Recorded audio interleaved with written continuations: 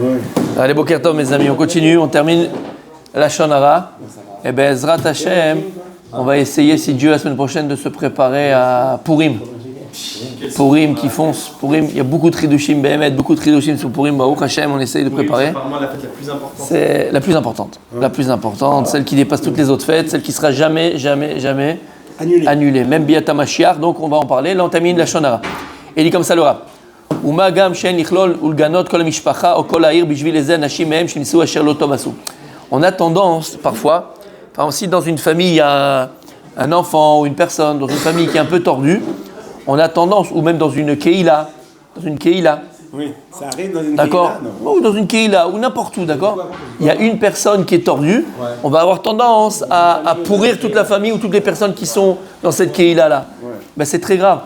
C'est pas parce que dans une famille, tu as un enfant qui est sorti complètement taré, où le père il est complètement fou, que la maman elle est forcément folle, ou les enfants sont forcément fous, ou que dans une keïla, il y a 2-3 tarés, alors toute la keïla, tu dis c'est des nas, c'est des zéros, c'est des machins, c'est des tarés, c'est des fous, et tu parles mal de tout le monde.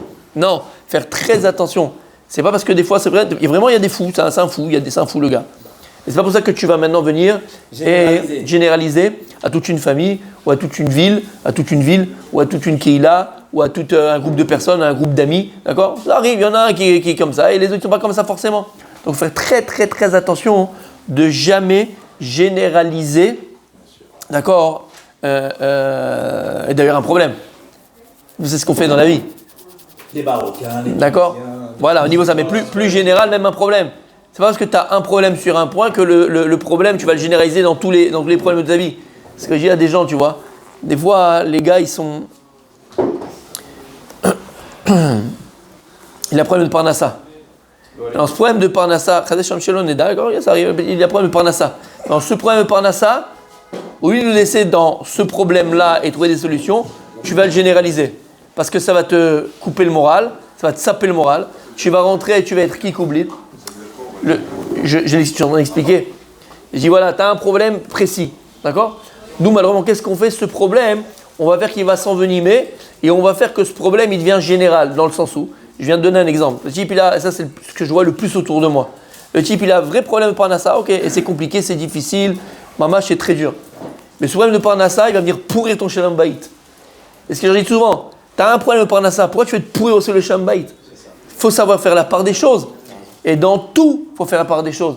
D'accord? Dans une famille, celui-là, il est rkik, il est lourd, il est blide, il est tout ce que tu veux. Et pourquoi tu vas venir maintenant généraliser à toute la famille et tu vas te disputer avec toute la famille? Parce que ce frère, celui-là, il est lourd. Et tu vas maintenant pas parler à l'autre frère, mais ils sont pas pareils, ils ont un autre caractère. Tu vois dans une même famille des caractères différents. C'est pas parce que lui, il est lourd que le cousin, il est lourd, ou la cousine, elle est lourde, ou le grand-père, il est lourd, et qu'il lui ressemble. Pas forcément. Nous, qu'est-ce qu'on fait en général et dans tout? C'est vrai que je me suis permis de le dire. On généralise. On fait un amalgame et surtout on généralise les choses. D'accord? Zélo, on a fait attention. Il faut savoir faire la part des choses. C'est comme quand parfois on va dans un restaurant, on a pris un plat. Il y a fait meul. Pareil. Plus du tout. Voilà. Et le lendemain matin, tu te réveilles, tu dis la question, comment il dit qu'est-ce que tu as fait hier? Le restaurant, il était pourri. Il était nul, le service. Exactement. Mais en fait, le problème, c'est que c'est un gros lâcheur parce que lui, exactement. Il va pas y aller. Exactement. Il va le dire à tous ses copains. Exactement. Mais finalement, ce plat dans lequel tu es tombé, toi, tu n'as pas plu Birlal, mais tu aurais pris autre chose, tu aurais kiffé ta tête. Exactement. Et c'est ce que je dis, regarde, c'est un super exemple que tu donnes. C'est un super exemple que tu donnes, Rabbi Abraham Lama, encore une fois, parce que nous, on a la tendance à généraliser. Et d'un petit problème, comme je vais te dire autre chose encore, il y a tellement d'exemples. Ok, tu as un patron, ok, et tu as un employé. Et l'employé, il a fait une faute sur une chose. Ça y est. Au lieu de rester sur ça, tu lui dis regarde ça, il ne faut plus faire comme ça, il faut faire comme ci, comme ça, hop, on répare, on avance. Le patron il va dire ouais, il va généraliser, de toute façon c'est comme ça, c'est comme ci, c'est comme machin. Ils sont tous pareils. Tu as tué le gars alors que sur une chose, un point. Lama. Pareil pour nos enfants, quand on dit que nos enfants, l'enfant il a fait une bêtise sur un point, il a un problème avec quelque chose. Nous, ça y est, c'est un bim, c'est un brel, c'est un lourd, c'est un kick, c'est un machin, il est truc, c'est foutu, c'est fini. Quand quelqu'un fait quelque chose de mal comme ça, oui. Il ne faut pas lui dire tu es bête ou tu es ça, tu bien dis sûr. Ce que tu as fait. Ça c'est vadaï, bien sûr. Ça c'est barreau. On met une étiquette sur les gens. Bien sûr, mais encore une fois, là ici les propos qu'on dit, c'est qu'encore une fois, il ne faut pas généraliser. Bon, sur ça il a eu un problème, on règle le problème, on avance. Mais ne commence pas à faire des amalgames et généraliser le problème, parce qu'après, tu ne vas pas t'en sortir. Tu as un problème de parnassa, raison de problème de parnassa, va pas pourrir ton shalom bayit. Tu as un problème de shalom bayit, va pourrir ton parnassa, et ainsi de suite. Règle tes problèmes, chaque chose. Ok. Et donc ici, il dit le Rav, pareil. C'est pas parce que dans une famille ou quelque part il y a un type qui est tordu que tu vas maintenant généraliser et dire que toute la famille elle est tordue, toute la communauté est tordue, toutes ces personnes-là elles sont tordues. Ok. Et il dit, on peut faire exactement rater un shidour et c'est très grave. Et il dit, il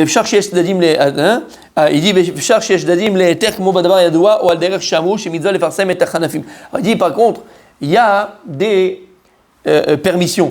Il dit par exemple, c'est une mitzvah, il dit, c'est une mitzvah. Les farsem et achenafim. C'est une mitzvah de publier, d'accord, de faire savoir aux gens, les gens qui sont chanoufim. C'est quoi Khanoufim? Comment on traduit chanoufim en français? Non. Non, des escrocs. Voilà, les arnaqueurs, exactement. Exactement. Tu sais que le gars, c'est un arnaqueur. Il va proposer, si tu sais que c'est un voleur, le gars, mais tu sais que c'est un voleur, tu ne vas pas là-bas. Mais il y a des gars, ils sont là, ils cherchent, tu sais qu'il est où. Exactement. Voilà, d'accord, ce truc, je vais t'investir ton argent, ne t'inquiète pas. Maintenant, il a volé comme ça des tonnes de personnes. Toi, tu sais que le gars. Madoff. Oui. Par exemple, quelqu'un qui a été jugé, il a fait quelque chose de pas bien. Ouais. D'accord. Et ça c'est. Ouais. Mais le jugement, il a été en sa faveur, malheureusement. Est-ce qu'on peut le dire pour pas que les autres personnes. Mais vadaï, c'est une mitzvah. C'est une mitzvah. Il a eu un très bon avocat, il a réussi. Maintenant, c'est un voleur. Mais il faut se soumettre aux décisions des juges. Ça, c'est son problème à eux. Mais toi, tu sais que c'est un voleur, tu sais qu'il a volé. Tu sais, c'est ton frère. Je parlais pas de ça, je parlais pas d'argent. Oui, mais si tu veux, T'as pas compris. Tu sais que cette personne, elle a volé. Il a été devant le juge, il a un avocat de fou, il est sorti naki. Toi, ton frère, il lui propose d'investir avec lui. Tu vas lui dire oui. Tu sais qu'il a volé, tu sais que c'est un voleur, c'est un pourri. Tu vas pas par des juges. Tu sais que c'est un voleur. C'est une chose, Il va nous dire ça. Oui. Parce que Je je garde comprends la ça. chose. Pas Quelqu'un, pour moi. il a été accusé de vol, Ouais. d'escroquerie. Et c'est un voleur. Tout le monde le reconnaît comme un escroc. Pas le reconnaît, on sait. D'accord. Toi, tu travailles avec lui. D'accord. Il Voilà. a été devant un Beddin, même pas Ouais. un juge, Ouais. un Beddin. Ouais. Et le Val Beddin, il a décidé. Ouais. Non, finalement, c'est pas un Il a fait. Alors, On se soumet pas à la décision. ben, on se soumet. Si, tu vas faire quoi? Tu vas le tuer, le type? Tu vas pas. Alors, c'est tout, tu te soumets. Mais après, si ton frère il va investir avec lui, tu vas dire oui, investir avec lui, c'est un voleur. Et en plus, c'est un naval Birshut Torah. Il connaît tellement les halachot qu'il s'est sorti naki de ça. Tu vas dire à ton frère reste avec lui. C'est un pourri. Donc c'est une mitzvah d'annoncer, de publier et de faire savoir si le type c'est un arnaqueur. C'est une mitzvah, mes amis. C'est une mitzvah aussi de prévenir si le type c'est un Don Juan, c'est un Casanova. Si le type il est connu pour aller avec des femmes mariées ou avec des femmes et c'est un truc et c'est son machin. C'est une mitzvah de prévenir les maris. Faites attention à celui-là. Hachem Ishmor, c'est son but, c'est de prendre ta femme et de prendre les femmes. C'est une mitzvah de prévenir. D'accord? Ou bien regarde ce qu'il dit. Chez Moutar le Dabel Hashanara Alba le Machloket. Sur Korach, tu peux parler. Si tu as un Korach, tu peux parler sur Korach. Celui-là, il cherche que les nuises. Là où il va, il fout sa pagaille. Tu as le droit de prévenir. Tu as le droit de le dire. Tu as le droit de parler sur lui. Fais attention, celui-là, il cherche que les nuises. Ba la Machloket. D'accord? Donc ça, on ferme la parenthèse. Donc tu vois qu'il y a des moments où tu as le droit de publier sur des gens quand c'est très grave et les conséquences elles sont très graves. Arnaqueur, ta vie elle est finie mon gars. Tu vas terminer, tu vas avec la langue au truc et ta vie elle est finie. Hachem Ishmor, un Casanova, un type qui va avec les femmes mariées, protège ta femme, protège tes enfants, protège les gens que tu connais. Le type il a... D'accord, on en connaît. Non, je te dis c'était un brigand. Alors c'était qui déjà celui qui est marié là? C'était... on ne dit pas le nom, mais c'était un Tana, bon Hachem, Tana Eloki. D'accord? Qu'est-ce qu'il y a? Ok. Et on termine, mes amis, pour aujourd'hui. Et on termine.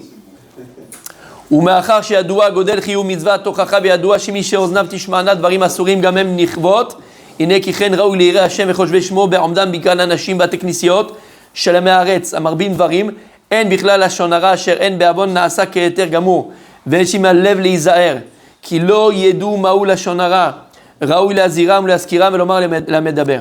Il dit, mes amis, il faut, toi maintenant qui as appris, toi qui apprends les halachot de la shonara, on se doit d'apprendre les halachot de la shonara, tu te dois les ochiach, tu te dois de réprimander les gens qui ne savent pas. Et donc il dit, dans les synagogues de Amé Haaretz, dans les synagogues il y a des ignorants, c'est une mitzvah de faire des drashot et de parler et de prévenir sur la gravité du lachon hara. Il faut savoir le faire, bevadaï. il ne faut pas s'empêcher de le faire. D'accord? Il faut prévenir. Bémet, c'est une chose qu'il faut vraiment faire attention. Vraiment, vraiment faire attention.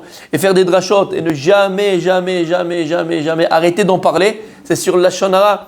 Parce que dans une Keïla, combien ça parle sur l'un, sur l'autre, sur truc, sur machin, sur ses chaussettes, sur son maillot de bain, sur son truc. Combien? Sur sa chemise rouge. Combien on peut parler?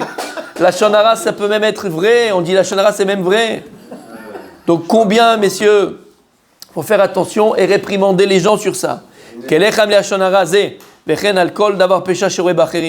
pas forcément que ça. Il dit, toute chose que tu vois qu'on doit réparer, tu te dois de parler de ces choses-là. On a parlé du portable pendant la tfila, on parle de quand on parle à la synagogue, on parle de ne pas mettre les tzitzit, on parle de mettre les tfilines, on parle de ceci, on parle de cela. Kol echad vechad, c'est une mitzvah. Aval, comme tu as dit, Ochriach tochriach atamitecha, velo tissa alav chet. Il y a écrit dans la Torah, on a une mitzvah de réprimande ton ami, Aval, ne porte pas sur toi de péché.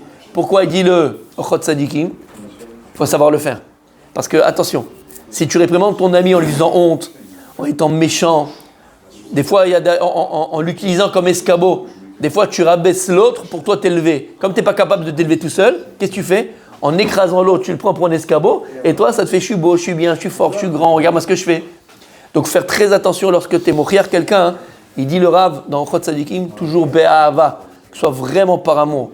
Vraiment par amour pour ton prochain, parce que tu as envie qu'il profite lui aussi de ce trésor que toi-même tu vis, de ce conte de fées que toi-même tu vis. Tu as envie de lui. Et d'ailleurs, la personne, elle le ressent tout de suite. Et combien de fois on a fait l'erreur dans une famille, quand il y avait ton cousin à table et machin, toi tu connaissais une chose, tu dis, on fait pas comme ça. Dis pas comme ça, pendant Pessah, pendant machin. Et pourquoi tu faisais ça? Pour que toi, tu te montres aux yeux des gens comme quoi tu connais. En vérité, c'est la pire des erreurs. Et on termine. Lo bechor igbar lachus al kuvod kono ve'al nafsho. Ve'agid lahem pish'am ul bet Yaakov chatatam. Ubazé pada nafsho. Il dit, Béhémet, c'est aussi une forme de rachat pour sa personne. Lorsqu'une personne, elle réprimande les autres avec amour, elle fait attention à ses frères et à ses sœurs, Béhémet par amour, alors c'est un rachat de son âme. La plus grande tchouva qu'on peut faire, le plus grand rachat de son âme, expier nous-mêmes nos propres avérotes, c'est quand tu vas t'occuper des enfants d'Hachem. Et comment tu t'occupes des enfants d'Hachem? C'est pas forcément quand tu vas caresser le chat dans le sens du poil. Parfois, oui, tu dois dire des vérités. Sinon, à quoi tu sers? Comme un papa à la maison, si tout est bien, mon fils, tu fais le papa tunisien. Papa tunisien, c'est que tout est bien. J'en avais un comme ça à la synagogue, j'en pouvais plus, j'allais mourir. J'avais envie de le frapper. Tu pouvais dire ce que tu veux. Le gosse, c'était un monstre. Un monstre! Mais quand je dis un monstre, il n'y a pas plus monstre que ça, d'accord? Oublie tout ce que tu as vu à la synagogue. Un monstre. Tu venais le voir, le père, tu lui disais, mais c'est pas possible, vas-y, prends-le, rentre chez toi. Quoi? Mais toujours, il avait un truc. Mais non, il est petit, même chez Charlie, comme chez Bentiège, machin, un truc, machin. 33 ans, il a Combien tu peux? Combien? Mais lui, une claque, une fois. C'est le papa tunisien. Non, mais Bémet, c'est un problème tunisien, ça. C'est le papa tunisien qui protège. Mes enfants, c'est les meilleurs. Mes enfants ne font pas de bêtises. Mes enfants, c'est machin. Vous vous rappelez, il y a écrit dans Tana de Beliaou, si je ne me trompe pas. C'est un midrash. Comment? Pas généraliser. Ouais, mais c'est une vérité.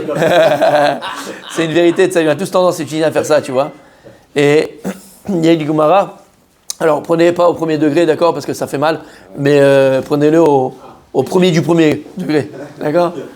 C'est Tana de Beliaou. Là-bas, il y a écrit dans le midrash qu'il y avait un papa, il amenait son fils, il était petit son fils, elle est dure cette histoire, mais c'est pas moi qui le dis, donc je la raconte comme elle est. Et il l'amenait à la synagogue, et à un moment donné c'était le Hallel. C'était le Hallel. Et le gosse, pendant le Hallel, il commence au lit, tout le monde chantait comme il fallait, et lui il se moquait. L'enfant, au lieu de chanter le Hallel, il se moquait du Hallel. Puis les gens ils étaient là, ils regardaient, machin et tout. Et ils sont venus voir le papa, ils lui ont dit dis-moi, comment ça tu laisses ton fils en train de... Il dit non, il est petit. Bon. Le Hallel il continue, le gosse il continue. Ils sont venus le voir. Il lui ont dit dis-moi, combien on va rester comme ça supporter? Il rigole, il s'amuse, il fait des trucs, il se moque. Dis quelque chose à ton fils. Le père il a dit il est petit. Omer Atana de Beliaou.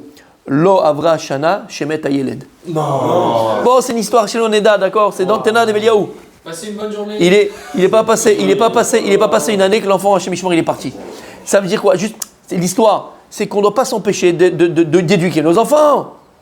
On a envoyé sur le groupe de la synagogue, ils ont fait toute petite vidéo de Torah Box. D'accord? pour ceux qui amènent les enfants et qui font n'importe quoi à la synagogue et qui montent sur les sièges et qui discutent, qui parlent. Et tu vas dégoûter ton enfant de la synagogue. Il y a un âge pour amener son enfant. Non mais Bémet, c'est super bien fait.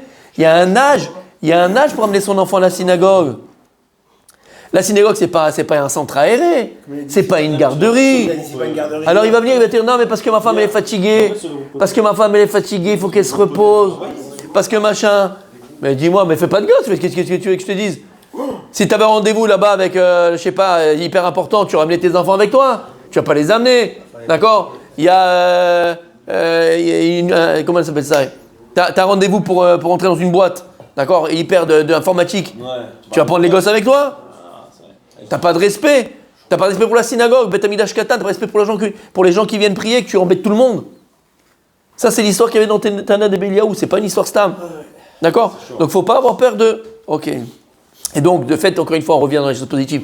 D'accord? De s'occuper des autres, c'est Pidyon Nefesh. Le plus grand Pidyon Nefesh qu'on peut faire, c'est s'occuper de nos frères et sœurs juifs. Et il dit le Rav, je vous en reparlerai quand on parlera des réprimandes. En tout cas, on a vu l'importance de faire attention à sa bouche, attention du Lachon Hara, ne pas généraliser et surtout, ne pas avoir peur d'en parler. Et aussi en parler à la maison, en tant que papa, t'es le Rav de la maison. Donc Shabbat, c'est bien de faire une petite halakha de Chavetz Chaim, le Chavetz Chaim là-bas dans son livre, le Chavetz Chaim, d'accord, sur le Lachon Hara. Faire une petite halakha, voilà ce qu'on peut dire, voilà ce qu'on peut pas dire, voilà comment on peut parler, voilà comment on peut pas parler. C'est tellement important, même à la maison, on peut faire beaucoup de Lachon Hara. On est à table, et chacun il parle de l'autre, chacun il parle de ça, chacun il machin, de ce du chouette. Est-ce qu'on a le droit, est-ce qu'on n'a pas le droit? Donc il faut étudier et il faut apprendre.